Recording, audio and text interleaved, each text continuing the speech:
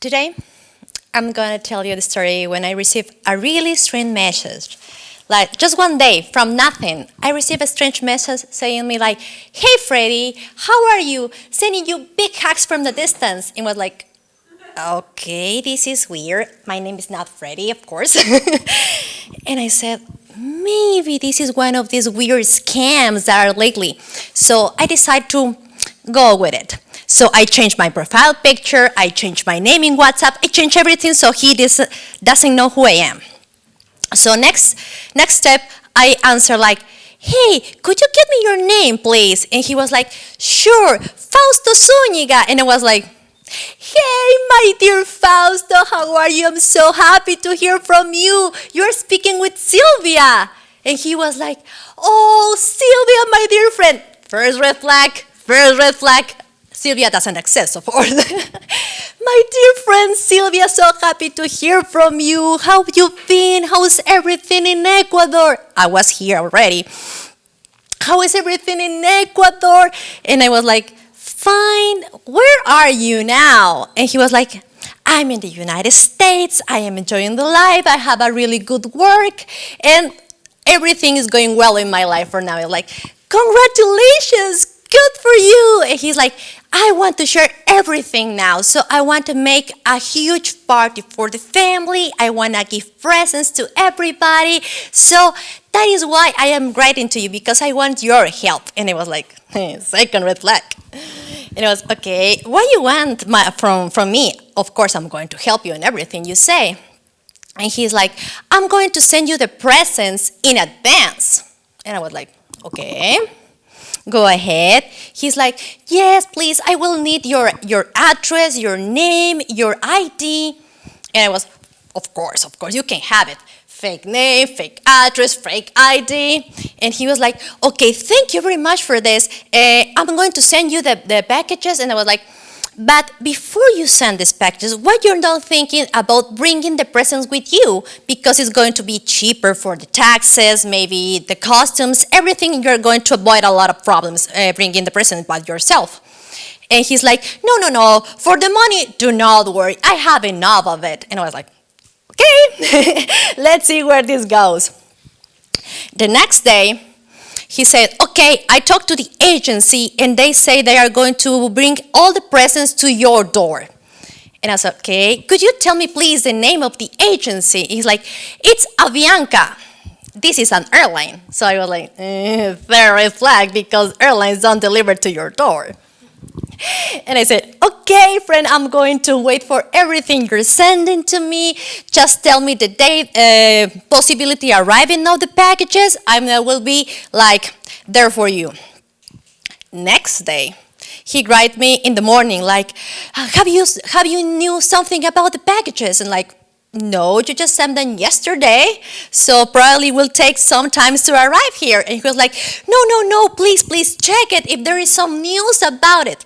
Okay, 5 minutes. 5 minutes after that, I received a call. And he was like, "You are speaking with Pablo Vintimilla. I'm the lieutenant who is in charge of the costumes. And there is a package for you here.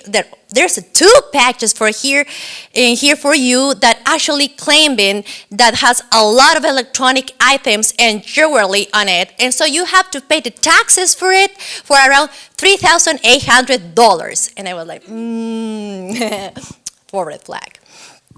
And I said, "Yes, there are 2 packages that's supposed to be for me, but I don't think there is a lot of items there because there was just some presents." And he was like, "Yeah, I have checked in my data record that you are a normal person who doesn't own a business."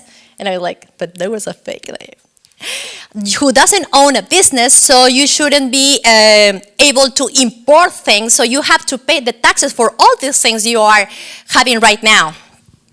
And I was like, "Okay, which bank do you need the deposit? I can put the money, but tell me the bank." And he was like, No. You have to tell me the bank you have the account, so I can tell you the bank, so make like a direct transfer and don't lose time." And I was like, 5 red flag, because if you are treating with the state, with the customs of Ecuador, you have to go to the state bank. You shouldn't be like putting the money in any bank. And this other guy was writing me in the WhatsApp, just tell me what they are saying.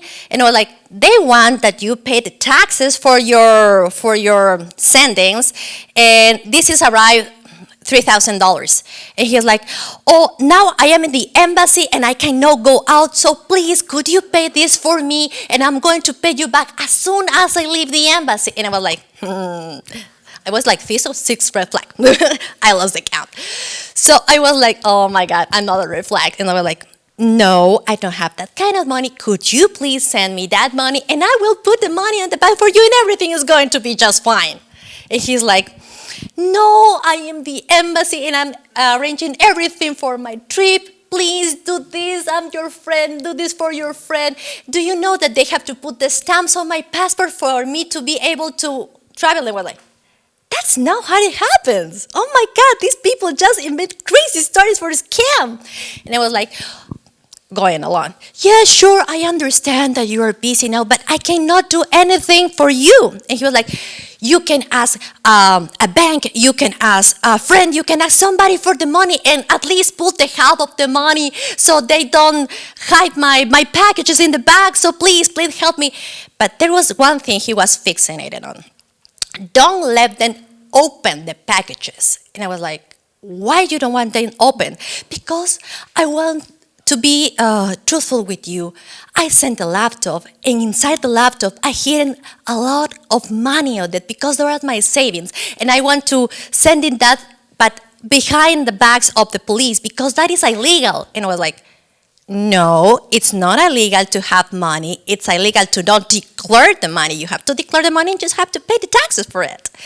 And he was like, please don't let them open. And he was insisting for me to ask the other guy if they open these boxes. So I asked the other guy, excuse me, Lieutenant, did you open the boxes already? But for me, it was like, come on, if they are in the real customs, they have to be through x-rays, they have to open, they have to check it and everything. So he's like, oh no, I haven't opened it yet because the owner paid an insurance for just you to open the boxes. And I was like, okay, this is completely crazy. So I said, like, I replied to him, they haven't opened the boxes yet, so please send me the money and I will pay. He was like, please don't let them open. There's a lot of illegal things there. Illegal things? Oh my God. And he's like, and it's in your name of it, so please pay it before there's going to be problem with the law. I was sitting, texting, and I was like, I'm going to make this more fun.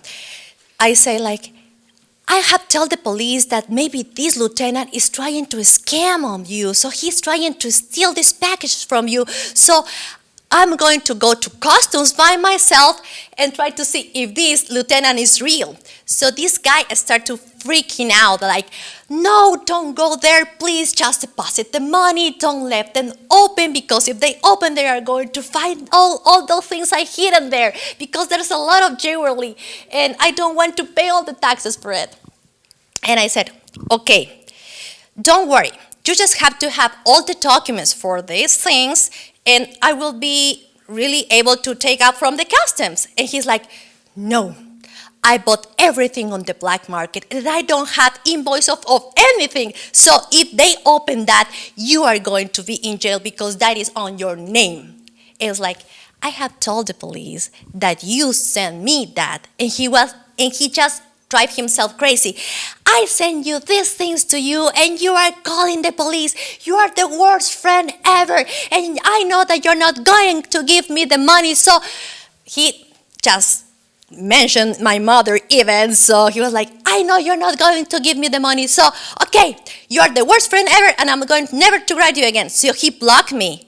And instantly when he blocked me, the other guy blocked me too. So the lieutenant blocked me too. And I was like, come on.